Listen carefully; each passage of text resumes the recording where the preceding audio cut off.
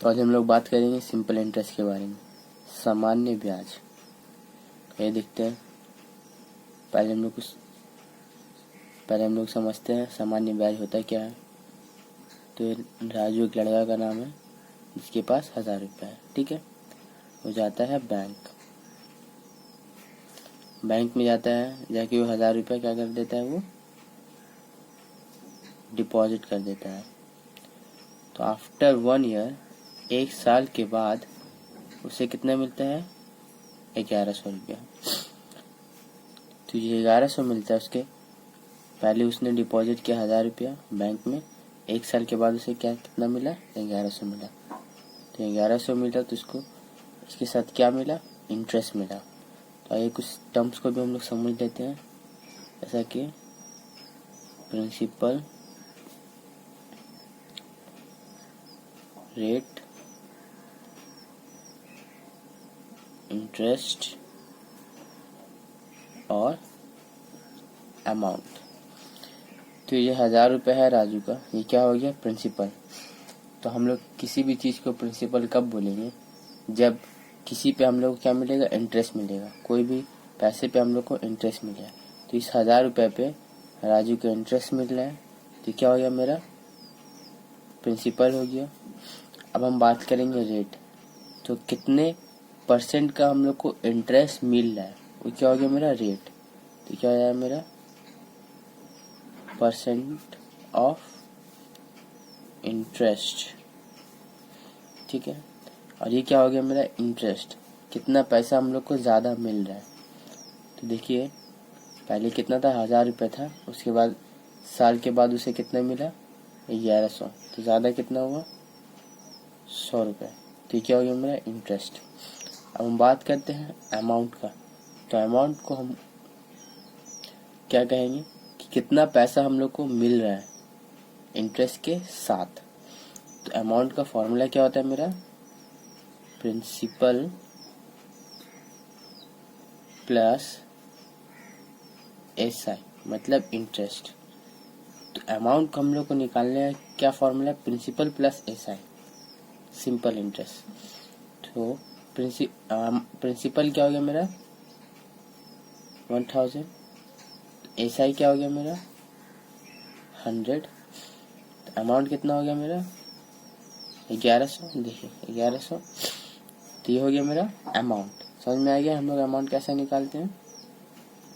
हम लोग कुछ फॉर्मूला देखेंगे। आई होप ये सिंपल इंटरेस्ट का कॉन्सेप्ट आपको समझ में आया होगा। तो अगर हम लोग बात करें फार्मूला की, तो पूरे सिंपल इंटरेस्ट में ये एक फार्मूला आता है जो है principal into rate into time divide by 100। जैसा प्रिंसिपल को हम P से, R को रेट से और टाइम को T से दर्शाते हैं। तो ये फॉर्मूला क्या हो जाता है, P into R into time divide by 100।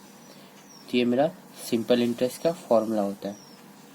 एक और बात जान लीजिए, कि हम लोग अमाउंट इक्वल्स टू क्या होता है,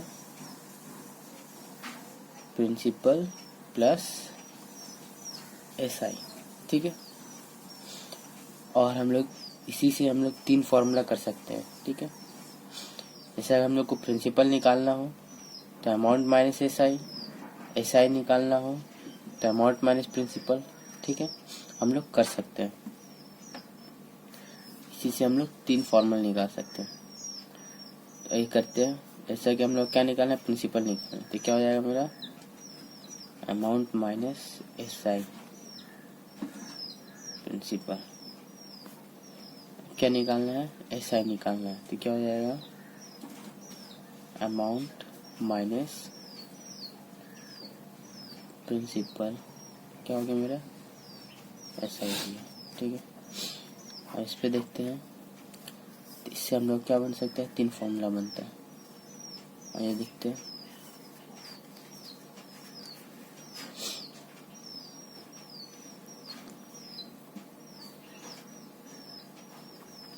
तो ये क्या दिया हुआ, SI दिया हुआ।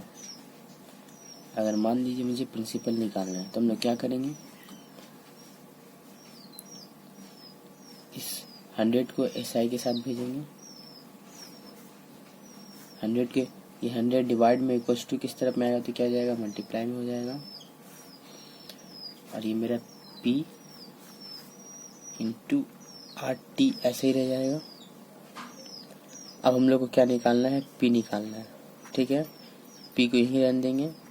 SI इंटू 100 डिवाइड बाई ये 8T इक्वल्स टू के इस तरफ आ जाएगा। क्या रह जाएगा मेरा P, क्या बच जाएगा मेरा P।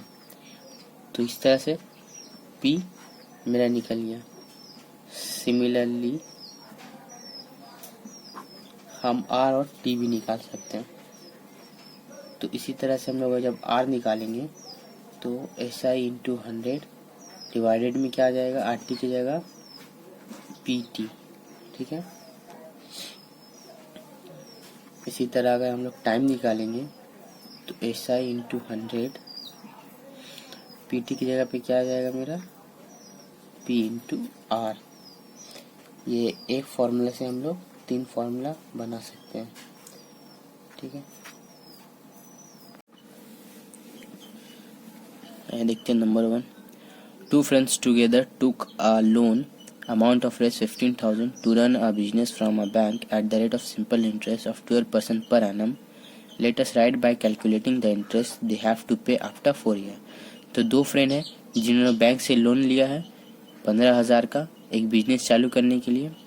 Rate of simple interest क्या है, 12%। और कैलकुलेट क्या करना है, हम लोग को इंटरेस्ट बताना है कि 4 साल के बाद कितना होगा। आइए देखते हैं सॉल्यूशन। तो प्रिंसिपल कितना हो जा रहा है हम लोग का, प्रिंसिपल हो जा रहा है 15,000 और इंटरेस्ट कितना हो जा रहा है, rate of interest 12% per annum. बात करें टाइम का, टाइम हो जा रहा है हम लोग का 4 इयर्स। निकालने क्या बोल रहा है, सिंपल इंटरेस्ट।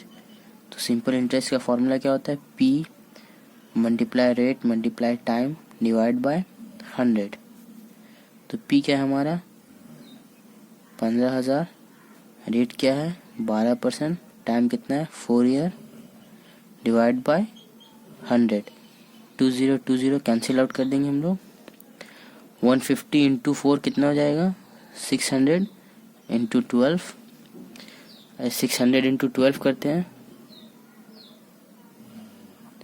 0 0 6 2 12, 0 0 6 1 6, 0 0 2 7। तो SI कितना आया मेरा 7,200। तो हम लोग क्या लिख सकते हैं, therefore the interest they have to pay after 4 years is raise 7,200।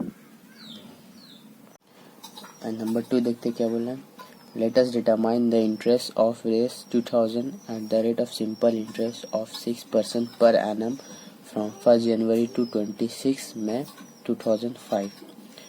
तो हम लोग को इंटरेस्ट निकालना है रेस 2,000 का, जिसका रेट दिया हुआ है 6% और टाइम दिया हुआ है 1 जनवरी से 26 मई।